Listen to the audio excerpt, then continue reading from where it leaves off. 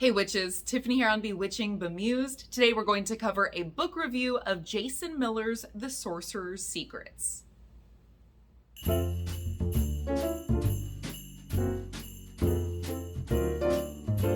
I've actually gotten a few requests for this book review ever since a few weeks ago when I put out my video with my altar tour for the year, and I did mention this book and a ritual that I got from it. If you watched any of my previous book review videos, you know that I like to give a decent amount of pros and cons for every book, whether I loved it or I hated it, and I try to point out if I am biased at all. So let me just be very transparent and say that I am pretty biased with this one because I am a pretty big Jason Miller fan. So I think Jason Miller is one of my favorite contemporary teachers on the subject of the occult and magic, and I don't know, I'm biased towards him in general. Like, I think almost anything you can pick up that he's created, or going on his website or his blog and reading what he has written, you're going to get good information from that, and I would highly review any of those. Call it bias if you want.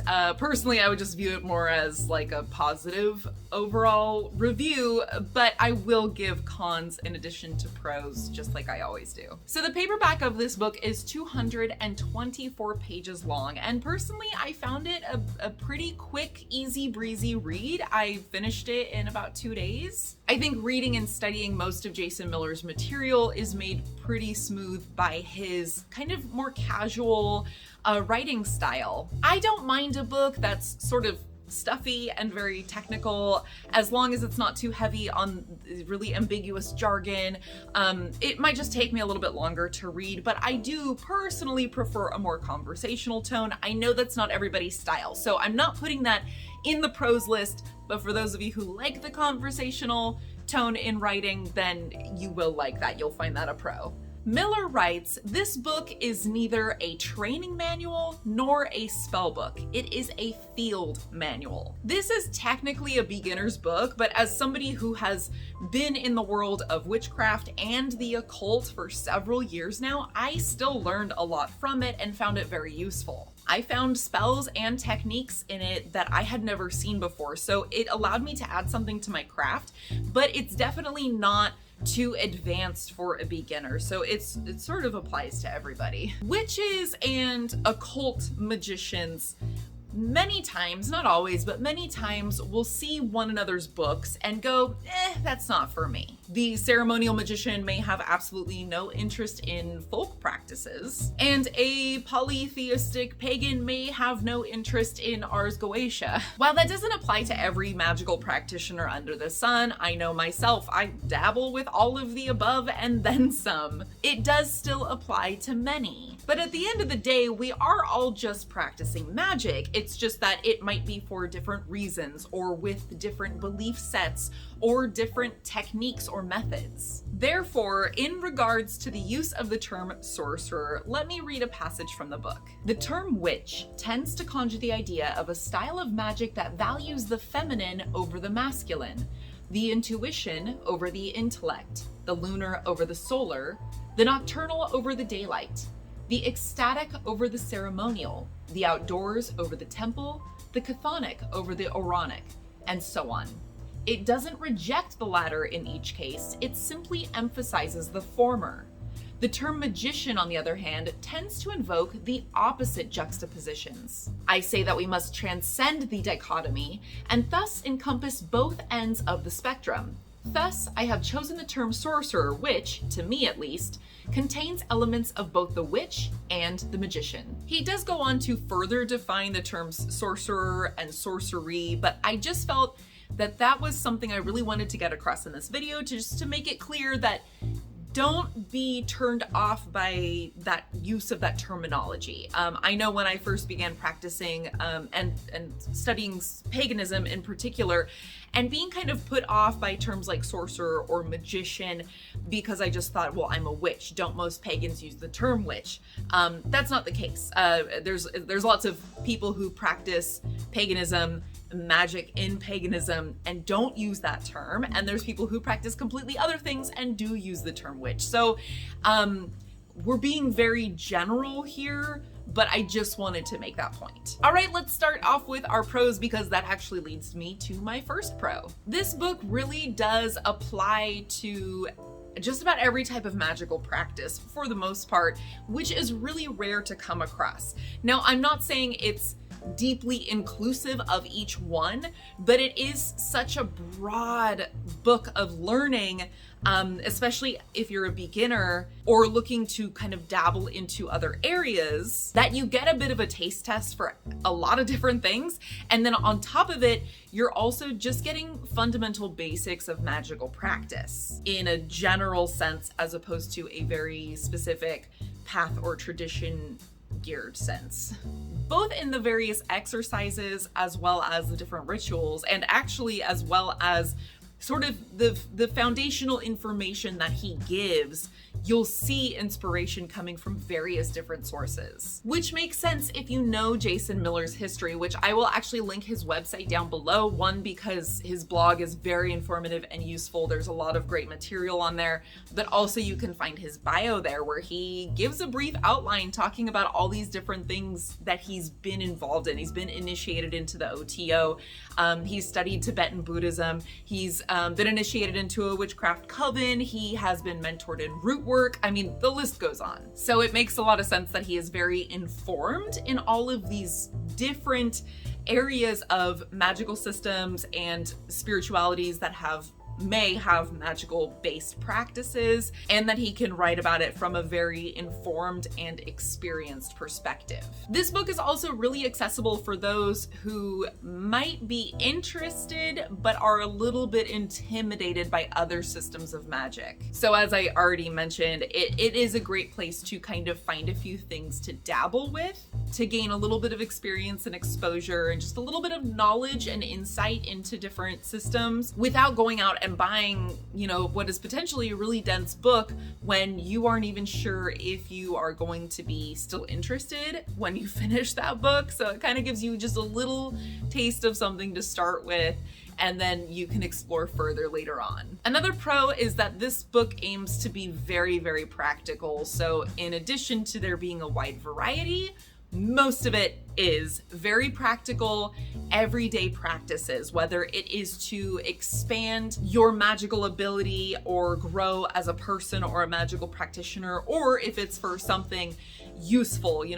There's rituals for healing, there's rituals for protection, there's rituals for love and for finances in there. So I personally like that it's not just this here's a bunch of spells, but it's also very realistic and down to earth. It's sort of here's some great exercises to get a foundation or to build upon your foundation that you can do on a daily basis.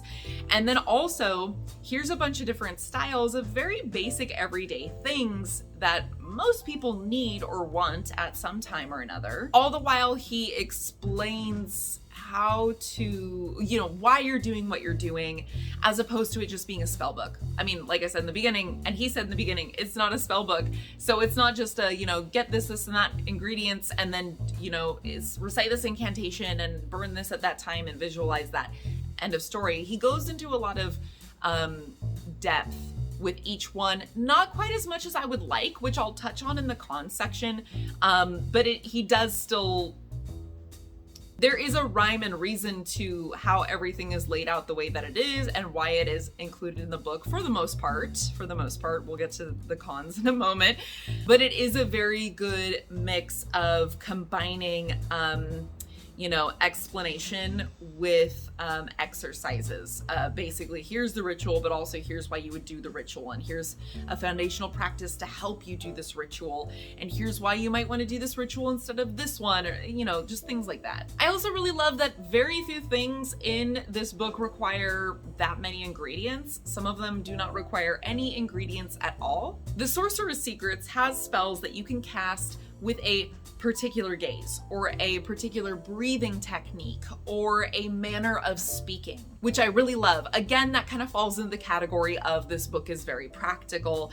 but it's also just, I love the simplicity of that and the fact that it helps you to embrace the ability to do witchcraft on the go, or perform magic on the go, I should say. I know some people lean more into ceremonial magics, and that's perfectly fine. There's nothing wrong with that. But I know that I use magic I do use it in a ceremonial way, and I do use it in a very spiritual way, but I also, because I feel like magic is such a big part of my life and it plays a role in every part of my life, I like always feeling like I have access to it, no matter where I am, no matter what I have on hand. I like that it doesn't always have to be, you know, this elaborate ritual or ceremony or have all these very specific ingredients. I like that I can just kind of whenever. And I appreciate, particularly on behalf of beginners, that you don't need that many items on hand to start playing around with the techniques that are laid out in the book. I can't tell you how many times I read a beginner's book, but it was like, okay, but I can't do any of this until I go to the store, because according to this book, I need XYZ ingredients or tools. So the beginner who reads that book first thing, all they get to do is just meditate. So again, I just appreciate that Miller took a completely different approach in that. So my final pros were already previously mentioned. I know it's not everybody's thing, but I personally really enjoyed the conversational tone. And I appreciate that whether you are a brand new practitioner or a seasoned one like myself, you will probably find this book useful and informative. On to the cons. Okay, the first one is, it honestly has nothing to do with the content. This book is riddled with writing errors and typos, few misspellings, punctuation and grammar issues. Sometimes the paragraphs are a little bit wonky. This is an issue that Miller himself has actually acknowledged, that at the end of the day, he knows so much, but admittedly, he's not the greatest writer. But I would ask anybody to just try anyway and be patient. It's not like you can't understand what he's saying. Like I said, it's just got a conversational tone, and yeah, there's a few spelling mistakes and stuff, but at the end of the day, it's really, really solid information. So personally, I think it's worth it to overlook it. It is a little bit of a pet peeve of mine, but because the information is so solid, I can overlook it. My next con is that I personally I'm not a fan of the fact that Miller is a little hit or miss when it comes to telling you where a particular ritual or technique comes from. Now, to be fair, I'm not questioning his credibility, and I really love he does include like a list of additional reading and resources in the back of the book. And he does sometimes say so, like this is from studying Tibetan Buddhism, or this is something I came up with myself, or whatever. But I know that for me, if a particular ritual or a technique or whatever really piques my interest, I want to know where it came from so I can continue studying that path. I don't like to be left guessing. If it works for me, then yeah, I want some more of that resource. Then, okay, as much as I went on about how great it is that there is a lot of variety, I did feel that there were several areas that were spread a little too thin. And they weren't always organized the best. For instance, Miller outlines 6 different breathing techniques and 6 different gazing techniques, which again, I love the variety, and personally, I love that there's a lot to work with. However, if I was a beginner, if this was the very first book on magic I ever picked up, I would have found that amount of each one to be a little bit overwhelming. To be fair, there is a purpose for each one. They're not just thrown in willy-nilly, and you don't have like 3 different exercises that all do the exact same thing. But I know that personally, I would have preferred fewer options and more detail with each one. There's also a section on using magic to influence people, the ethics of which I'm going to discuss in the next section. And there were a lot of different rituals and techniques that use this influence that he's outlined. Personally, I don't have a problem with that.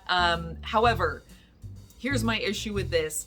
As this is a broad beginner's book, I felt like there was way too much of that when it's very possible that a lot of your readers are going to pick up your book and aren't going to be comfortable with that practice. So that just seems like a really big section, considering that it's one that a lot of people are going to skip right over. Not saying everybody will. I didn't. I read it and I thought it was very useful, but there's a lot of people who are uncomfortable with using magic to influence others. It's one thing if this was a book specifically about using magic to influence people, but it's not. It's a broad, generally beginner's book. And so I just felt like it didn't have to be cut entirely. I just felt that that section in particular could be cut way back and devote more energy to other areas of the book. And the same goes for an entire section geared towards people who are interested in performing magic professionally. I don't mean in the sense of teaching magic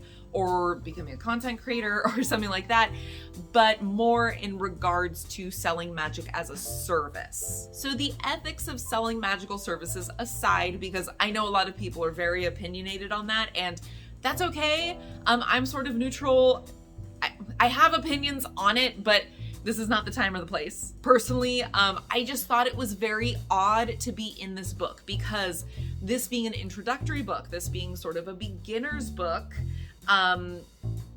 no beginner should be selling magical services. Now, if you're like me, that you've been practicing magic for a long time, but you know, you just pick this book up to kind of learn more and continue educating yourself, and doing that, you know, selling services is something you're interested in, then you do you. But like I said, nobody who this is, you know, their first book on magic they've read, or their 5th book on magic that they've read, they should not be selling services, in my opinion. Finally is our section on, I just have one, but it's something it's a pro to some people and it's a con to others. So just putting it out there, you make your own choice. I kind of already touched on this, but some people might find certain sections a little ethically ambiguous. Not much, but I will reference back to that section on using magic to influence people. Now, Miller does have a wonderful introduction to this section, and he has a really good argument to kind of justify the use of this type of magic, which personally, I don't agree with all of his points in that section, but I do agree with a lot of them. But it was a very intriguing argument, and I do think that it is definitely worth the read, whether you are comfortable or not. So some suggestions and some rituals placed in the book, some people might find morally wrong. Just know that the entire book isn't that way. And also, I mean, you can read about something without having to practice it. And just because you disagree with somebody on maybe like a few things that they say or a few opinions that they hold, doesn't mean that there's no value in everything else they have to say. So just keep that in mind if you are somebody who is not very comfortable with certain aspects of certain magical practices. Just like I said, just read it for the educational purposes and then move along. You don't ever have to read it again, and skip it if it really makes you uncomfortable. But the rest of the book is still very valid and not morally ambiguous. So I say give it a go. If you are interested in this book, the link is down below. If you are interested in listening to the audiobook, because you just don't really have time to sit down and read very often, there's also a free trial for Audible linked down below as well. And as I mentioned earlier, I'm also linking Jason Miller's website down below. You will find his blog there if you are interested in kind of checking out some of his thoughts on things, his opinions, his style of writing, things like that before committing to buying the book. There's a lot of really, really good information for absolutely free on his website, so I encourage you to check it out. But yeah, I think that's it for today. So thank you so much, folks. I will see you next week, and in the meantime, please stay magical.